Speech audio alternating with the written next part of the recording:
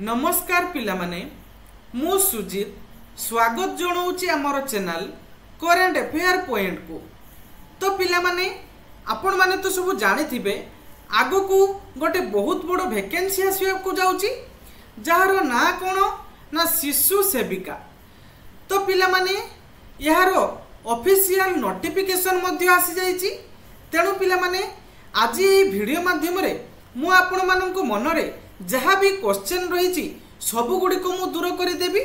आपण मानकर एथिरे काम कौन रोची, दरमा केते रोची, जॉब लोकेशन कौन रहिबो, केबे आवेदन करिवे, डॉक्यूमेंट कौन आवश्यकता रही एवं डीसी कोर्स दरकार अछि कि नहीं, क्वालिफिकेशन कौन रहिबो एवं ऑनलाइन ना ऑफलाइन आवेदन करिवे एवं केउ माने आवेदन करिवे संपूर्ण तथ्य मुई गोटे वीडियो माध्यम रे आपन को जणैबी। तेणु पिला माने आजिर वीडियोटी आपण मानक पई बहुत गुरुत्वपूर्ण रहउची।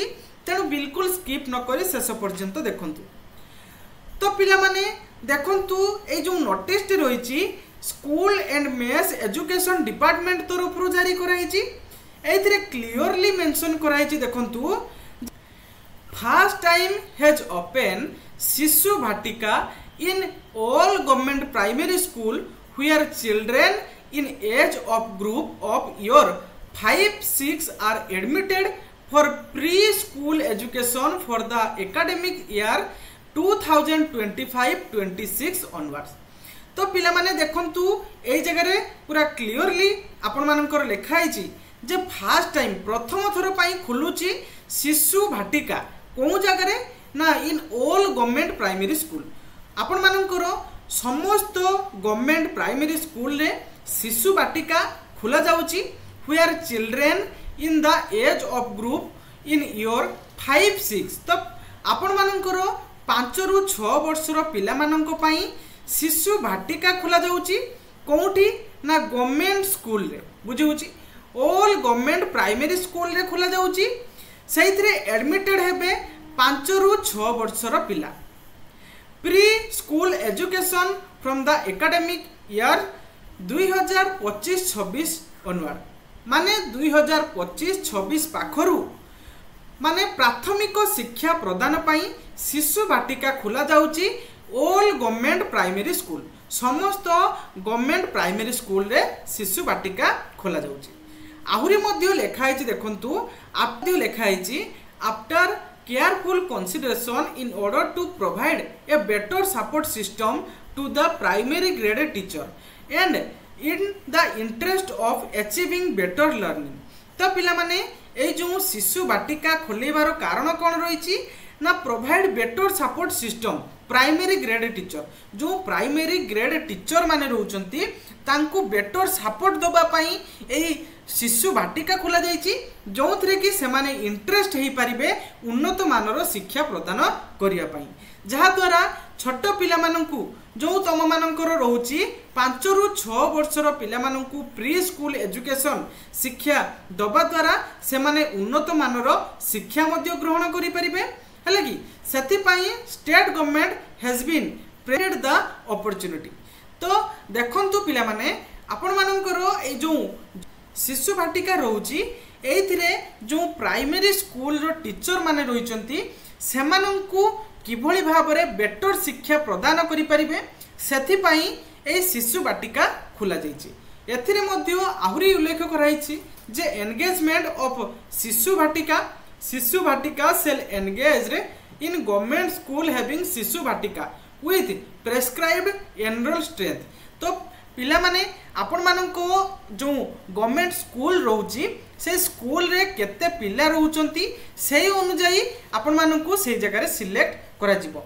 जो जगह रे अधिक पिला रहउथिबे सेही जगह रे तांकू अधिक सेही जगह रे एंगेज करा जिवो शिशु सेविका एवं जो जगह रे कम पिला रहउथिबे सेही जगह रे कम शिशु सेविका एंगेज करा जिवो।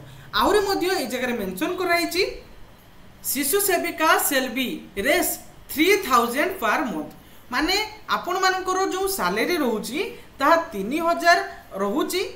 तो आगो को मध्य बढ़ी पारे पिला माने आपण माने जानि थिबे जो अंगनवाड़ी टीचर माने रहिचंती सेमानकर मध्य एई बळी भाबरे कम सैलरी थिला। तेणु आस्ते आस्ते तांकर मध्य वर्तमान वृद्धि पाइछि। तेणु वर्तमान ये गोटे बड़ अपॉर्चुनिटी पिला माने प्रथमे आपण मानकर जॉब हो सारा पर ये मध्य पुणी इनक्रीज हम बुझी। नेक्स्ट हियरिंग प्रोसेस आपण मानकर सिलेक्शन प्रोसेस ये कौन रोची ना द स्कूल मैनेजमेंट कमिटी। आपण माने जानिथिबे प्रति स्कूल रे गोटे स्कूल मैनेजमेंट कमिटी रही जो at the school level has been responsible for the engagement of शिशु सेविका। तो से जो शिशु सेविका मानू एनगेज करिवार पूरा रेस्पॉन्सिबिलिटी रोचे कहार ना सही school management committee row.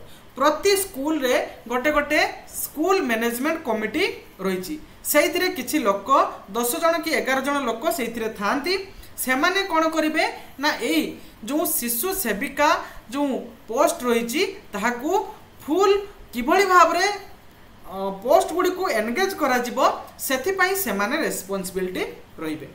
Details guideline for the hearing process and the डुइट एंड शिशु सेविका will be issue separately by the Odisha school education programme authority.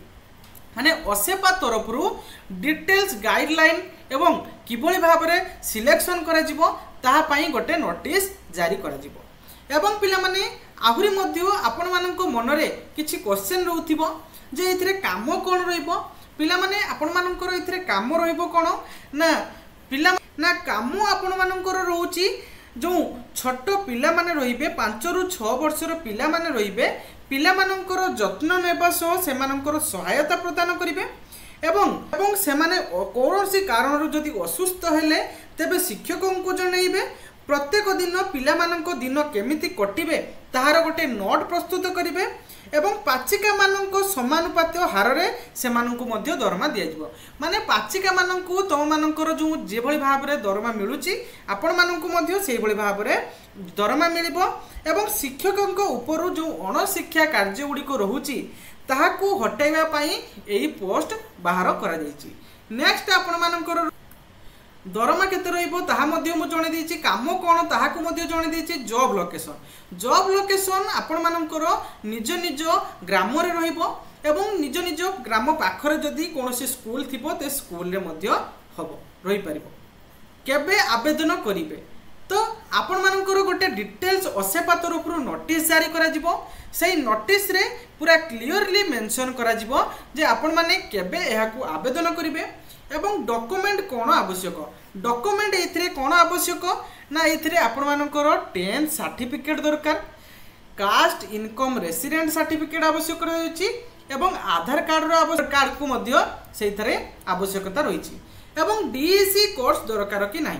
तो पिला माने देखंतु एथिरे डीईसी कोर्स रो कोनोसी आवश्यकता नहीं काहे कि ना एटा रहुचे आपण मानकर जो प्राथमिक पाचिका मानकर लेवल रे जॉबटी तेणु से डीईसी कोर्स रो कोनोसी आवश्यकता नहीं। जदि फ्यूचर रे आपण मानकर शिशु बाटिकार टीचर बाहरिबो तेबे सेथिरे डीईसी कोर्स रो आवश्यकता हेइ पारे। नेक्स्ट तो आपण मानकर क्वालिफिकेशन मध्य मु आपण मानकु जणै देली एवं ऑनलाइन ना ऑफलाइन आवेदन। तो देखंतु जो जेपरी आमर अंगनवाड़ी मानकर जेपरी भाव में सिलेक्शन प्रोसेस ही थाए प्रथमे गोटे वेबसाइट तांकर थाए अंगनवाड़ी मानकर जेभली भाव में सिलेक्शन रही थाए गोटे वेबसाइट थाए से मानकर जो ग्राम रे से वैकेंसी अच्छी कि नहीं प्रथमे देखती तापर तांको पाई गोटे फॉर्म आसताए तापर सेटाकू नहीं निकटस्थ ब्लॉक रे से सबमिट करती। तो सही परि भाव में आपण मानकर मध्य सिलेक्शन रहिबो एवं केउ माने ना क्यों माने आवेदन करिवे। तो देखंतु यार नारू जणा जाउची जे एटा को को माने आवेदन करिवे। तो शिशु सेविका माने इथिरे केवल फीमेल माने आवेदन करिवे एवं पिला माने एहा को केबे आवेदन करिवे ता रिलेटेड मध्य कंप्लीट नोटिस आसीबो जेबे आसीबो मु आपण माननकु जणै देबी। तो ये थिला पिला माने पूरा कंप्लीट नोटिस आपण मानकर जो शिशु सेविका रिलेटेड जहाँ भी क्वेश्चन थिला मु आशा करुच्ची सबुगुड़िक क्वेश्चन रो आंसर मु तुम मानकु प्रोवाइड करि पारछि। या बादे जदि कोनोसी पिलांकर किछि भी क्वेरी थाए तबे कमेंट बॉक्स रे जणै पारिबो मु तार रिप्लाई माध्यम रे तुम मानकु जणै देबी। तो आशा करुच्ची पिला माने मु पूरा कंप्लीट इन्फॉर्मेशन आपण मानकु जणै देछि। तेणु एमती लेटेस्ट जॉब रिलेटेड अपडेट एवं लेटेस्ट जॉब नोटिफिकेशन पाइबा पई आम चैनल टी को सब्सक्राइब कर रखंतु वीडियो टी को लाइक करंतु मु एमती तुम मानक पई सुंदर सुंदर वीडियो नहीं आसीबी। Thank you.